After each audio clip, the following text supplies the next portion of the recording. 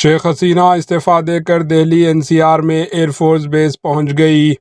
بنگلہ دیش میں پیر کو فوجی بغاوت کے بعد پرائم منسٹر شیخ حسینہ ملک چھوڑ کر ہندوستان آ گئی۔ یہ اطلاع یہاں وزارت خارجہ کے ذرائع نے دی۔ ذرائع کے مطابق شیخ حسینہ کو ہندوستان کے شمال مشرق علاقوں میں واقع ایک اڈے سے ایک فوجی طیارے کے ذریعے نیشنل کیپٹل رینج NCR کے ایئر فورس کے اڈے پر لے جایا گیا۔ وہاں سے انہیں محفوظ مقام پر لے جایا گیا۔ ذرائع نے بتایا کہ شیخ حسینہ کچھ وقت ہندوستان میں گزار سکتی ہے۔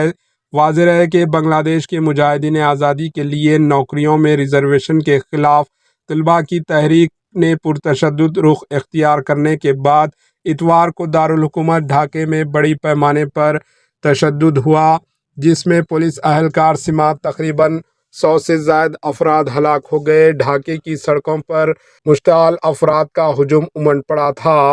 اطلاعات کے مطابق حزب اختلاف کے بنگلہ دیش نیشنل پارٹی BNP اور جماعت اسلامی کے عناصر بھی محترمہ حسینہ کے استعفیٰ کا مطالبہ کرنے والی تحریک کو فروغ دے رہے تھے۔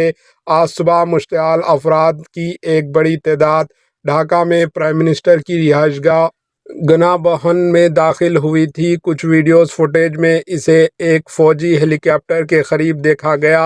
بتایا گیا کہ شیخ حسینہ اپنی ایک بہن کے ساتھ ہندوستانی سرحدی ریاست تریپورہ کے شہر اگرتلہ کے لیے ہیلی کاپٹر سے گئی۔ شیخ حسینہ نے اپنے استعفیٰ کے بارے میں کوئی اعلان نہیں کیا ہے، لیکن بنگلہ دیش کے بعض میڈیا رپورٹس کے مطابق ملک کے آرمی چیف جنرل وقار الزماں نے ان کا استعفیٰ قبول کر لیا ہے۔ آرمی چیف نے کہا کہ انہوں نے تمام جماعتوں سے بات کرنے کے بعد ملک میں عبوری حکومت بنانے کا فیصلہ کیا ہے۔ وہ صورتحال سے نمٹنے کے لیے صدر محمد شہاب الدین سے بات کریں گے اور ہندوستان میں بارڈرز پر سخت سیکیورٹی انتظامات کیے گئے ہیں۔ Bureau report AHN news.